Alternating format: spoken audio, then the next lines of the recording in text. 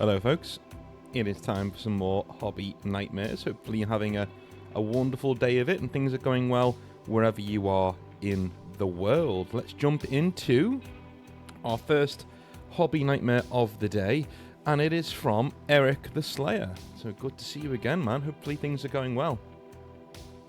He has titled his hobby nightmare The Boris Heresy, so this should be interesting, to say the very least. Shall we download some of these that he sent me? Yeah, why not? Why not? We'll download that one. So we've got his pictures on the go. Right, let's go. Let's go for it. So, he says, "Hello North, 'tis I, Eric the Slayer. If you recall, I am the Viking reenactor in California, USA, with the sword fighting and nickname stories. I previously mentioned that my original reenactment group fell apart, and well, today's the day that I share that story. First, I'll cover the 3 major issues that contributed to the split. Second, I will cover the actions taken by the 2 groups during the feud phase. And thirdly, I will cover the effects of COVID and the state of the hobby as I see it in my area." Well, very, very interesting that when you get Viking reenactors come on, because I have a friend who was really into Viking reenactment back in the day, and the amount of politics, and not politics as in left or right wing, I mean politics as in, cliques and groups and things that would go on. Yeah, really, really big. Anyway. Alright, issue number 1 is politics. Dude, I think I'm all politicked out after Monday, but we'll see. We'll see where this goes, alright? If you've watched that episode, you know what I'm talking about. Issue number 1, politics. For my purposes, politics will refer to the interaction of our guild with other guilds. When I first joined, it was common for the Vikings to be the drunkest guild and the last to go to bed out of all the groups at a big show. My Jarl tried to steer our reputation from a history-themed frat house to something more positive. Dude, that is positive. What? A history-themed frat house? That's what Vikings are. What are you talking about? As somebody who knows a bit about the period, when you're in somebody else's country as a Viking, you are basically a, Viking-themed frat house. That's what you are. But he was never really very successful. Good. Good. It didn't help that there were rules to follow that made sense for other medieval guilds, but not so much for Dark Age reenactment groups and earlier. There was an instance where all guilds were expected at a Scottish fair Highland Games to bow to the Queen, but as Vikings did not, and it ruffled some feathers. We would respond to the cheer of "God save the Queen" with "God shave the Queen." As you can understand, the Queen did not like this very much. Another issue arose when we attempted to create a system similar to the other guild's Knighthoods. Basically, once you've been in the gang for a while and show you have good work ethic, you get a gold star and a good reputation with the other guilds. Well, there was a big argument over whether we needed another guildmaster to legitimise our knights, quote-unquote. We called them Huskarls, but same difference.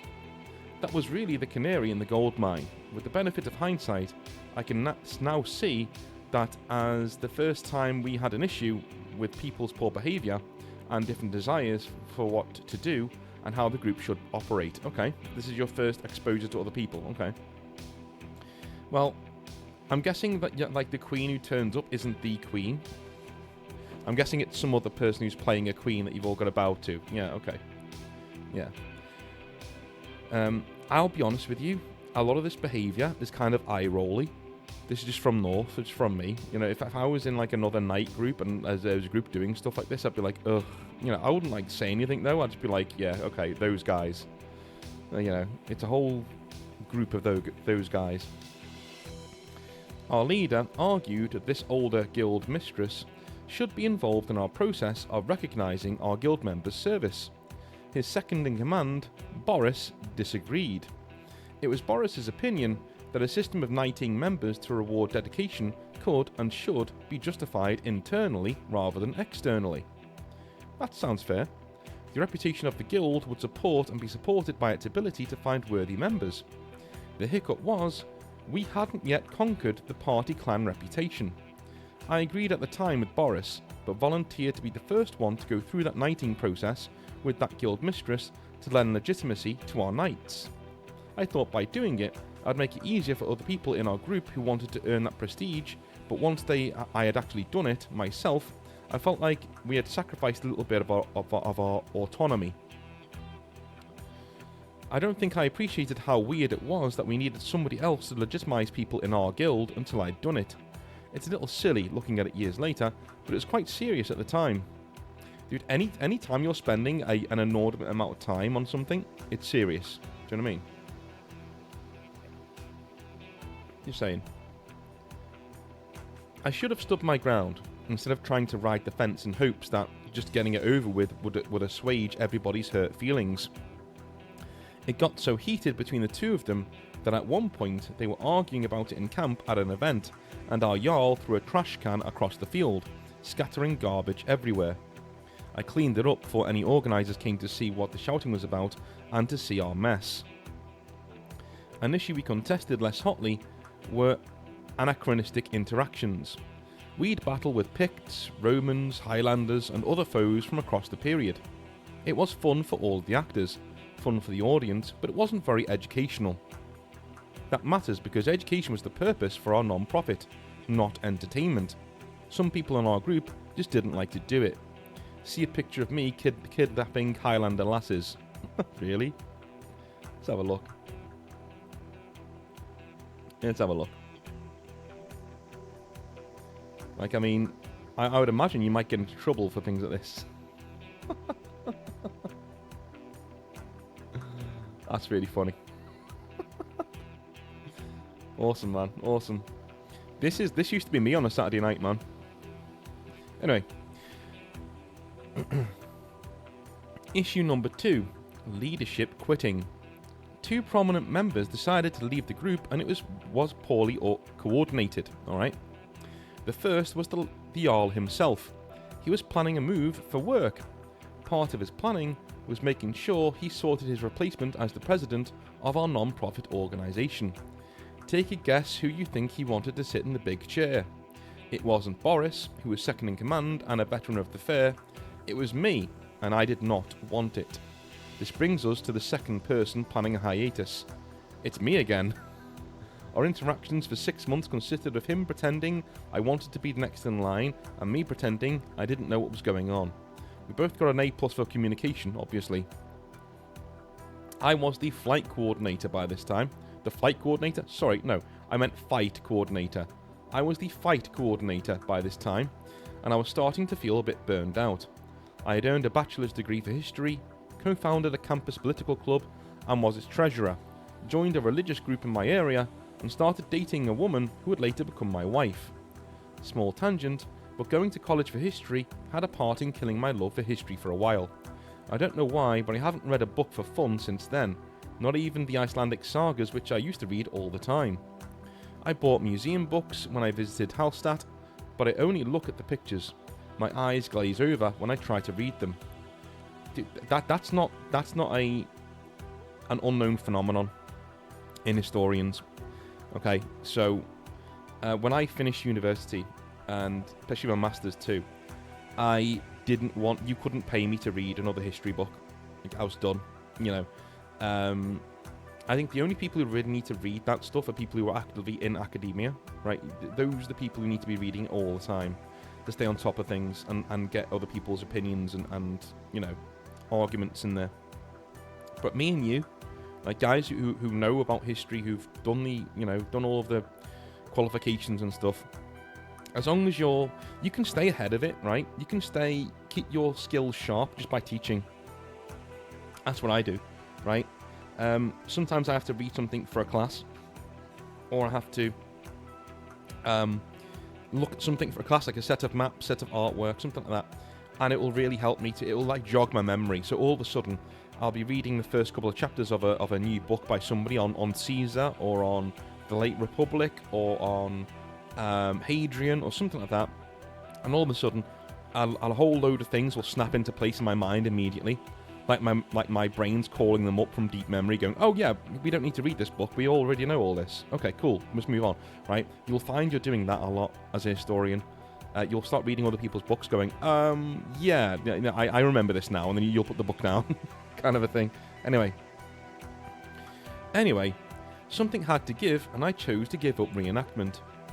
Of these few items I've discussed, I found the least joy in reenactment.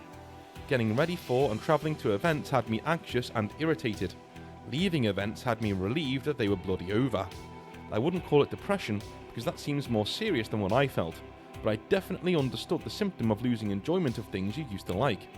I still liked the setup and the teardown, the building up of camp and packing it up to leave, as well as the sword fighting, but I decided a few enjoyable hours over 2 to 3 days really wasn't worth it. Add in a few fizzled out romantic flames who I saw at every fair, and the feeling that I wasn't doing the best job I could, and you get why I decided to step away. I hate that feeling, man. I hate that feeling. That romantic flame on as well. That's ruined so many things for me. You know, when you get with somebody in a group and then it doesn't quite work out like a year later or several months later, and it's an okay breakup, even if it's a good breakup. I know good, quote unquote, but even if it's like an amicable breakup, it's still weird that they're around and they're there. You know what I mean? And being the guy, I put it this way, whenever I've done this in a nerdy situation, and a lot of people can have a go at this for me, I've always been the one to walk away from the group. Because at the end of the day, I've always thought this way. This girl's got a place where she feels like she belongs, right? And that will be very rare for a woman in nerddom. You know what I mean? Like in Warhammer or in role-playing or whatever. I can go and find another group. I'm a dude, and I'm a normal-looking dude too. So I can go and find another group. I'm a nice guy. I'll gel in, right? This woman, though, might not be able to. She might have her friends here, you know? She might not... It's different for girls. It is. It's different for women, man. If they find a group that they like, they want to stay there. And if you ask them to leave, or if they feel like they need to leave because their ex is there, they're going to find a lot of difficulty finding another place. You may say that they won't because everyone likes to look at women. That's not true, right? That is an incel argument. Don't use it. I hate using the word incel, by the way. It's not... Again, most people aren't like that. I hate using it, but I'm going to use it because I can't think of a better word, right? That is a really weak argument, okay? Saying that women can get in anywhere because they're good looking is not true. It's just not true. Because a lot of dudes would be like, oh, God, here we go. Right? Whenever one of them turns up. Just how it is. Just how it is. So I've always been the one to say, do you know what? I'll go find another place. It's fine. You know? I'll go find another place. And it got to the point where I would, like, vet people. Like, I wouldn't date anybody. I walked away from a few people in my life where I was like, no, I'm not dating you because I like this group. You know, if you want to leave the group, right, then fine, right? But I like this group and I'm not walking away from it. If we date and it doesn't work out, then I will end up walking away from it. You know? Again, you know, just be very careful about what you get involved in. Respect your own time. Respect yourself, man. You know, a lot of guys who do this, who like detonate their own gaming groups for themselves. Like say you've got a war group, a war gaming group that you get together with, and there's a really nice girl there, and she shows some interest in you, and you end up dating, right? You'll dive in head first. Most of you will. Let's be honest, most of you will, right? If she's good looking, you'll dive in head first. Which head is up to you, but you know what I'm saying? You'll dive in head first. And when it doesn't work out, it'll ruin it for you, right? Because you didn't have the self-respect to go, do you know what? I don't need to get with this woman because there'll be another one down the line. That's the thing. A lot of nerds that I know get with these girls because they don't think... They're thinking, okay, all my Christmases have come at once. I need to jump on this now because if I don't, I'm never going to get another chance. You know, and they end up detonating their own group for themselves. It doesn't work out, invariably. It doesn't work out because most relationships don't. And they end up on their own, or they end up really not enjoying their gaming group anymore because of this, you know? Same things happen to Eric, unfortunately. Anyway. Issue 3. Number 1. Differences in goals.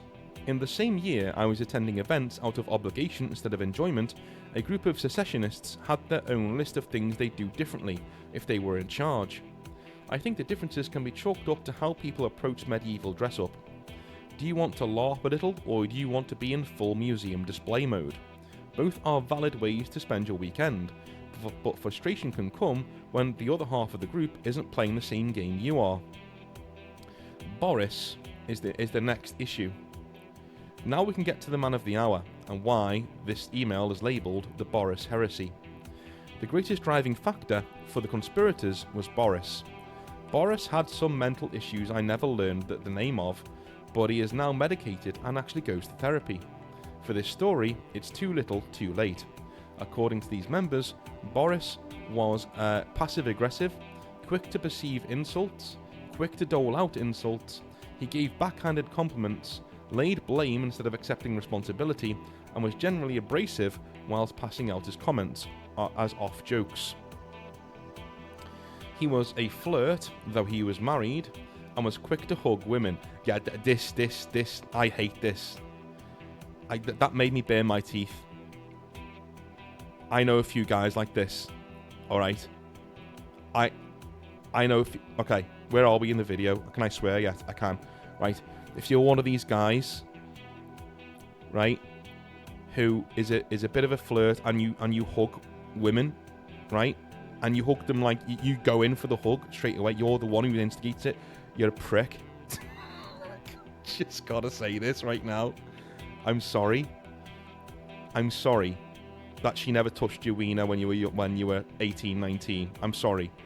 But, like, not everybody wants to be hugged. Okay? This really makes my fucking teeth itch. I hate it. Oh, isn't it great to see you? Come on, give me a hug. No. Like, no. Get off me. Right? The amount of people, mostly women, who I look at and they go, why is he hugging? Why is he touching me right now? Right? That kind of a thing. Don't get me wrong, again, there are people out there who are just overly jovial and want to get along with everybody. That's fine. That's fine.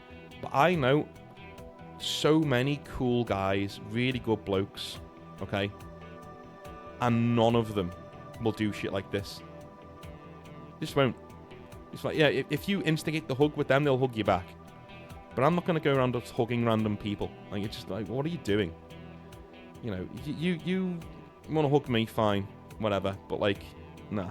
I don't know. Like, there's a flirtation, right? And it was quick to hug women. You guys know what I mean. A lot of you'll be going, well, I can't just hug people. No, you know what I mean. Don't act like you don't know what I fucking mean. You know what I mean. You know the kind of person I'm talking about, right? I had a mate once who was very good friends with a woman, right? And they were like brother and sister, but it was obvious that he really liked her. He was a bit of a simp, and it was obvious that he really liked her, right? And she was just like, yeah, like a brother, you know, that kind of a thing. And he would always go, oh, little sis, come here. And he'd like give her these like really long hugs. And she'd reciprocate because she's like, oh yes, he's like my brother. He wasn't thinking that though, right? That's the kind of energy that I get from dudes like this. Go fuck yourself. Don't do this. Don't do this, right? Stoicism, blokes. Keep to it. He was a flirt, though married, and was quick to hug women. Yeah. That's the phrase, quick to hug women. Not that he hugs them. You can hug people, right? Maybe you've known them for years. Maybe you're really good friends, right? So when you meet them, you just hug them because it's completely platonic. But that phrase, he was quick to hug women, this is the kind of bloke I'm talking about. Right? Dives in straight away. Oh, let's all have a hug. Yeah, and I'll just have a little grope around it. That kind of a dude. Go fuck yourself. That's just an irritation of mine, as his wife and these women never complained. I'm willing to accept it. I'm being a bit prudish compared to the theatre kid archetype that Celtic fairs attract. I don't know why, but Boris was not abrasive around me. Was I protected because I was part of leadership? Is it because I'm a big fighter guy and Boris doesn't fight? It could be something or another. I wasn't astute enough to notice. Yeah, dude, I think me and you would get along. Because this kind of thing irritates me as well. The overly, hi, let's all get together. Let's all have a hug. It's so good to see you. Go fuck yourself. Go fuck yourself. Get in the sea. Oh, hi. I look at dudes like this and I'm like, what did your... I want to bring your father to our next meetup because I want to slap him in the face. I want to slap him right in the face. And then I want you to watch while he does nothing in reply, so you know what a bitch brought you up and why you act this way. I'm serious. Like, I hate this. It just makes my skin crawl. I know I sound like an old fuddy-duddy. I'm sorry. But it makes my skin crawl. I just... Ugh. One example of this behaviour... By the way, if you're at Exile Fest and you want to hug me, that's fine. You know, I'm not... You know, because this is a... That's a thing. That's another thing entirely, right? We've got this parasocial relationship going on. But don't squeeze me buttocks, because me missus would cane you. Anyway, one example of his behaviour. One of our members posted a photo of our group to Facebook, and somebody asked, "Is that SCA?" Another small tangent, SCA stands for Society for Creative Anachronism in our area. It has a bit of a snooty reputation. Apparently, Boris did not like this response. It's just regular reenactment, and was not afraid to bully the guild member about it. He believed that the word just implied that the guild member valued SCA more highly than living history, an unforgivable sin quickly proven false. If you remember, this member was not, in fact, doing SCA. This is just one instance of Boris going out of his way to perceive offence and using it as an excuse for acting mean towards somebody. Now that we've established the reasons some members wanted to start fresh, we can get on to what happened after the divorce. Boris seems to me like some dude who places so much. He doesn't have anything else going on in his life, so this is basically his life. Do you know what I mean? Anyway, the feud phase, our final phase. At our annual Yule party, everything unravelled. Ooh. Jarl and I announced our desire to quit. Alright, wow. Let me take a sip of tea before I carry on. Wow. Alright. There we go. The Jarl and I announced our desire to quit. The founders of Group 2.0 announced their desire to quit. Boris was voted Jarl by those who stayed, and it was a bit of an awkward last hurrah. I thought that would be where our story would end, but my friend Sven and the director of the new group, Sigurd, both invited me to their first meeting/party. I ended up joining the new group because of all of my sour feelings were gone. Resentment, dread, anxiety, and they were replaced with happiness and autistic over-analyzation of Viking grave goods. See my picture of my Viking pals. Alright, well, this is good. I don't see where this is blowing up so far. I mean, am I about to see where it's going to blow up? We'll see. Alrighty. It turns out the old guard were quite sour that we left. 3 members had attempted to stay as dues-paying members in both groups, and apparently the old guard were beating war drums against the traitors in the new group. We decided it might be best to avoid all fairs that our old group attended for a year. We thought it would be respectful and give them some time to cool off, but they saw it as us being too afraid to show our faces around them. This was not the case. On the contrary, the idea that we were afraid kind of made us laugh. For all of the big talk of wanting to teach us a lesson, middle-aged men with bad knees and bad backs don't really scare me. I was mad for a long time though. Cowardice, treachery and oath-breaking, even in regards to a hobby where we are free to associate with whoever we want, are still big accusations. I felt my hackles rise every time I thought of my accusers being willing to speak ill of me behind closed doors, and the only reason I found out was from spies who were there. There was a nasty email or 10 sent by the members of the old group, but nothing ever came of it. It has been long enough now that the angriest just quit and left for other projects. For my part, I got over my negative emotions by writing some self-insert historical fiction short stories where Boris and I had a holmganger.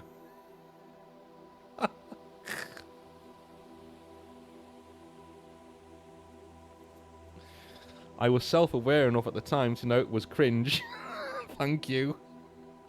Thank you. Thank you. And I wasn't stupid enough to send it to anyone. Thank you.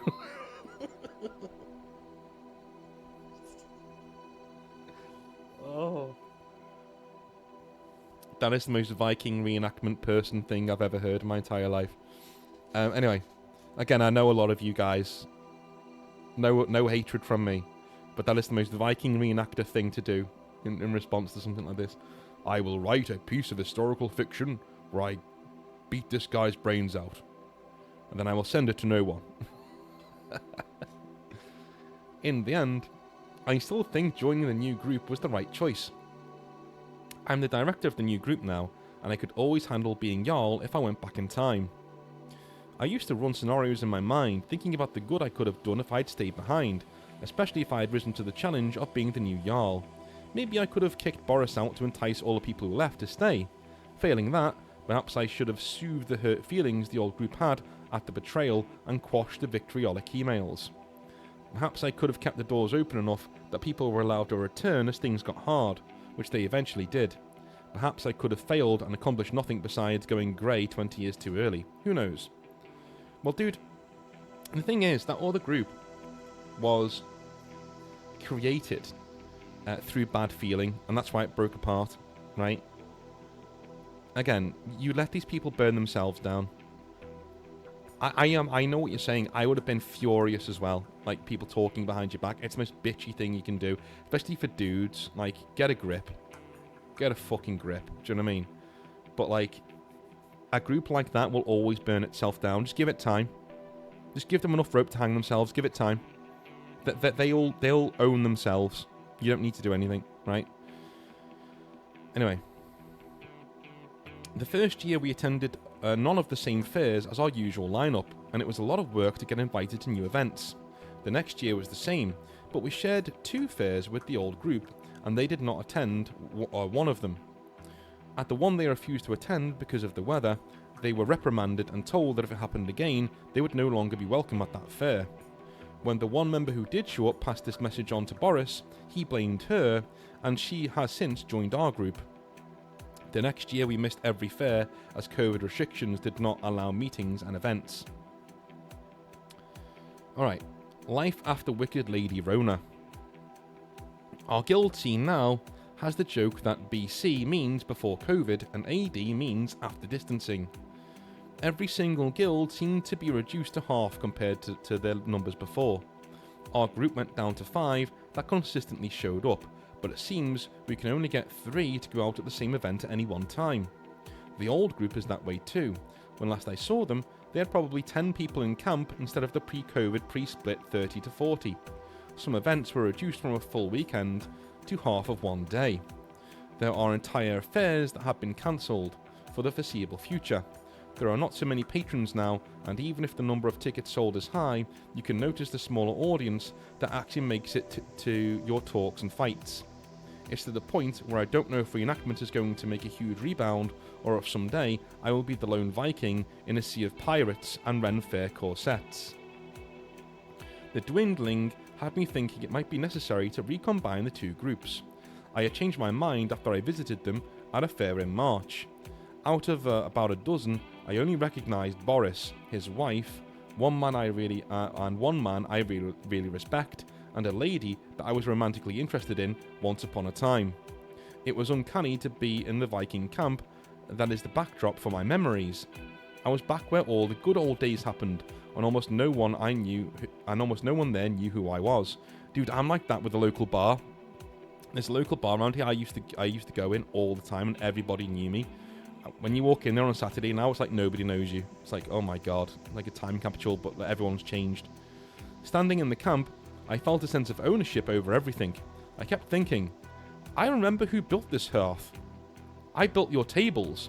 I built your inaccurate stargazer chairs. One of those high seats at the head of those tables was mine. Why don't you remember the Jarl I remember? Don't you know this place is more mine than yours? It was absolutely absurd to feel this way, of course. The combination of Boris still being there, the clear Hollywood inspiration for the newbies, and the absence of all of the people I remembered made it click in my mind. Better to be 2 small groups than 1 medium group that couldn't get along. When I left that visit, I could feel the rose-coloured glasses falling off completely. Anyway, thank you for listening. I hope this has been of some interest. It's been a bit sad for me to write out because I remember the early years more fondly than my peers. Perhaps I would have called my aunts, uncles and dearest friends in my early 20s, have some lukewarm acquaintances. What? I don't know what any of that means. I remember what the fairs are supposed to be like, and the watered down versions we have now don't compare. This was difficult to write, and it went through many iterations. I hope it was enjoyable, not to share, and not a chore to read. Have a good day. Cheers, man. And yeah, pretty good. Apart from that last line there, went a bit off the rails, but pretty good. I enjoyed it. And yeah, you know what? Like, hobby groups will, you know, melt away over time. None of these things are supposed to be inviolate for years. Years and years and years. Hobby groups will disappear. People get out of it. People go away, right? It's just how it works. But at the same time, I can totally get what you're saying when you're a bit sad that things aren't as they were, right? And it is kind of haunting to go back to a place and to know, oh yeah, like, these guys aren't, this isn't the same, right? Things have moved on. I've come back and things have moved on. It's very, very, very strange. I think we've all been there at some point, especially if you're in your 30s. We've all been to, shall we say, you know, a hobby group, or it could be anything, right? And you go back to it after leaving, and the people there have changed. Anyone who's gone back to university that you went to, right? It's a very strange feeling, you know, because you're thinking, people should know who I am, but nobody does. And you kind of feel really stupid for thinking that. Because, like, yeah, of course they don't know who I am. How stupid. But, like, at the same time, you know, kind of weird. Anyway, next hobby nightmare, it is Alex. How's it going, man? How is it going? And he says, hi, North, it's Alex again. The fellow who wrote in about the 24-hour Blood Bowl charity challenge over on the east coast of Yorkshire. Firstly, I just wanted to say thank you for giving us a shout out. We are just over halfway to our goal of £500, which is insane already. The tickets are still on sale, so if any of your lovely community want to come down and lose sleep with us, I'll drop you a link. Cheers, man. Now on to the story. It's not as hellish as some of the ones you've frequently had, although I have to admit, this was not my finest moment, and I certainly feel like the nightmare in this entire scenario. Alright, part 1, the background. Last year, at the start of October, 3 of my friends and I attended the European. This is a competition adjacent to the Euro Bowl, one of the highlights of the competitive Blood Bowl calendar. The Euro Bowl is very similar to the football Euros. National teams compete against each other for the main trophy, and those teams consist of the best on the circuit. Getting into them is usually only by invitation, and you have to have some solid wins to your name to get that invite. Needless to say, they are extremely competitive. The European, as the name suggests, is open to any team that wishes to sign up. They just have to pay for the ticket. The added kicker to the 2024 Euro Bowl was that the fact that it was held in Athens. An absolute dream for any history nerd. Absolutely, yeah. Part 2. The shenanigans. The competition started on Saturday and ended on Sunday, as is the way with most 2-day tournaments. We flew over the Tuesday before and spent the next 3 to 4 days touring the city, sightseeing, eating ungodly amounts of food, and consuming even larger amounts of alcohol. It was a great time, and by the end of it, the Blood Bowl felt like an add-on to the otherwise great holiday with the boys. That's how you're supposed to do it, man. That's how you're supposed to do it. We even managed to get our team mascot, a plastic squeaking frog called Jub Jub, confiscated at the Parthenon to stop us taking pictures with it against the temple. I suppose they'd found that disrespectful to their national heritage, and as hilarious as it would have been, I can kinda respect that, me too. We did get Jub Jub back from the security guards though, and he spent the rest of the holiday happily gracing most of our photos. Part 3. The incident. While I have many stories from the weekend, this stuck in my head, particularly since it was the onset of the first day of the tournament. The event was held in a large convention hall alongside a local Comic-Con. We arrived bright and early, around 8 AM, and still hungover and very tired. Morning registration is by far my least favourite time, and while we were still buzzing, that buzz was muted by the early morning malaise. We got through, found out who our opponents were, and wandered over to the table. We found our gents from Belgium. We quickly identified our opponents, unpacked, and got down to business. As a side note to this, my team of choice for the weekend was Orcs, as I had an insanely hot streak at a major competition the year before and fancied myself a bit of a baller with them. At a point, I was the 8th best Orc player in England according to the NAF records. That was enough to inflate my ego a bit too much. This is what we call in the business foreshadowing. The chap I had lined up against had vampires, a fairly good, if not notoriously frustrating team to play against, while the thralls with the thralls serving as basic linemen aren't too much a concern. The vampires themselves have the speed and agility no elf would scoff at, performing most of their actions on a 2+, while also having an incredibly frustrating ability called Hypnotic Gaze, which means that often on a roll of a 2+, the opponent's player will lose the use of their skills and their tackle zone until their next activation, opening up endless possibilities to run in and sack the ball carrier. They're very tough to counter if the dice go their way. Nevertheless, the plan was straightforward. Get the first turn and do what the orcs do best. Hit hard and remove as many of them as possible, as quickly as possible. I'll spare you the play-by-play details, but it's safe to say the game went horrifically wrong. My orcs were getting slapped around the pitch, which immediately threw me off my game. After all, what is a bashy team supposed to do when they're getting out-bashed? Dude, this is why I kind of stopped playing Blood Bowl. Like, the amount of times I would go in with a dwarf team and be like, okay, I'm going to outlast this guy here because I'm a much, much higher toughness, and he just creams you because of the dice, right? But unlike 40k and other games like this, this happens nearly every other game, right? Every other game, it doesn't matter what your strengths are, they're cancelled out. So even if you play to your own team's strengths, doesn't matter, cancelled. Like that, I got that feeling a lot with Blood Bowl, which is why I stopped playing it. Especially in the video game too, that happens a lot there as well, because they literally ported over the rules from one to the other. So you could literally have a really, really quick team that was just slowed down by your opponent, or you can have a really punchy team like orcs or dwarves getting absolutely mullered by wood elves. It's like, what? What is this? Anyway, every turn, as the casualties mounted and touchdowns piled up against me, I started getting into my own head. My friends who came with me are all top-tier players, and I stood out as the weak link in the group.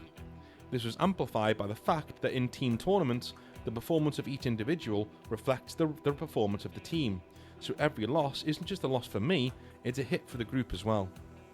The spiral continued, and half the battle I had was with myself. That nasty side of the competitive spirit battled aside the nurturing, compassionate side of me that was telling me to just have fun and do your best since it's only a game of toy soldiers. That was shut down, and the win or die competitor launched a full-on assault on me. Well, dude, at least you're doing it because you're letting down your team, not because your ego's bruised. You know what I mean? It is bruised, but it's not just like I want to do well for me.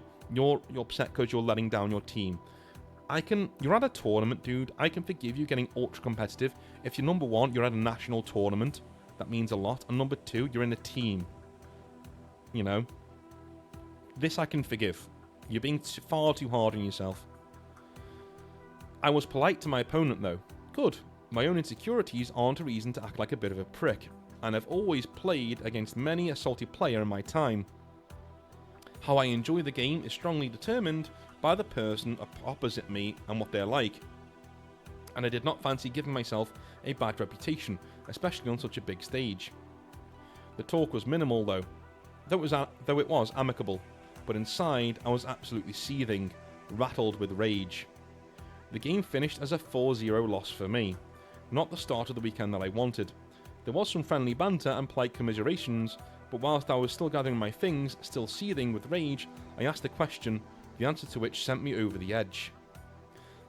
I always like to ask for feedback to try to improve. So, as I composed myself to ask the question for my smug-looking opponent, I took a deep breath and said, "So, what do you think I could have done better here?"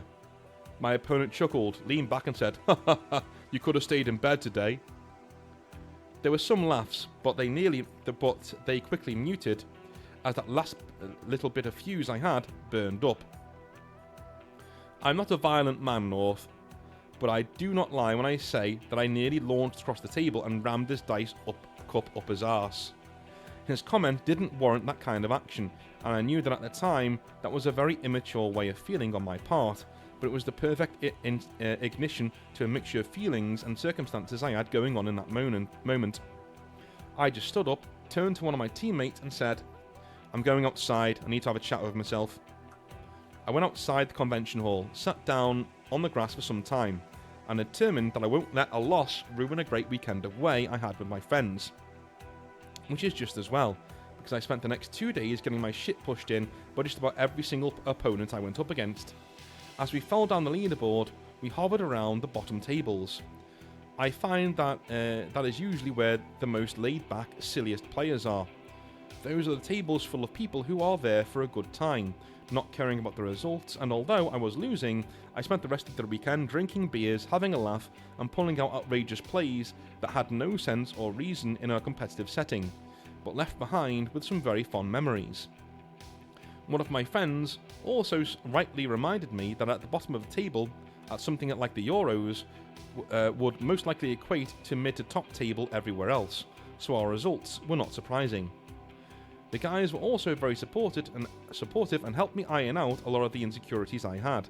I am extremely grateful and privileged to have people like that around me, even though "you should have stayed in bed" still gets quoted quite a lot. At least now I can laugh about it. Thank you for reading, I hope you enjoyed it. Thanks again for all you do. I'll be back with some more stories. All the very best, Alex. Alright, I'll whack your link into the video as well. I think you did the right thing, man. You didn't let him get to you too much, and I think that's all we can ask for, do you know what I mean? That guy is being a bit of a prick, to be honest with you. Especially if he's acting smug. Like, the one thing I can't stand, if you're just better than me, right, and you act smug, you're a prick, right? But at least you've earned it. At least you've earned the right to be a prick. The thing that annoys me about this is players, and I've known a few of them, players who will be smug and arrogant when all that's happened is the dice have gone in their favour. That just irritates the shit out of me. It's just, yeah, dude, you should have stayed in bed this morning. Dude, the dice did all the work, you prick. The dice did all the work. Like, every play I did was spot on. Like, I've had this in 40k before. I'm like, yeah, dude, every play I did was spot on, was correct. Like, every single one. But the dice said no. You don't get to talk shit. Sorry. Right? I've said this to a few people in the past. Right?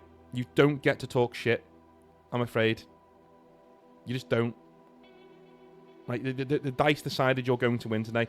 Accept your win. Accept it with grace and move on.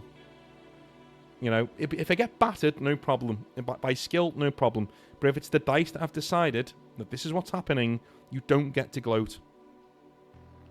Maybe I'm an arsehole, I don't know. But I've had to say that a few times to people. Because the amount of people who will take a dice win and think that there's some sort of fucking Napoleon Bonaparte on the battlefield is amazing. It is amazing.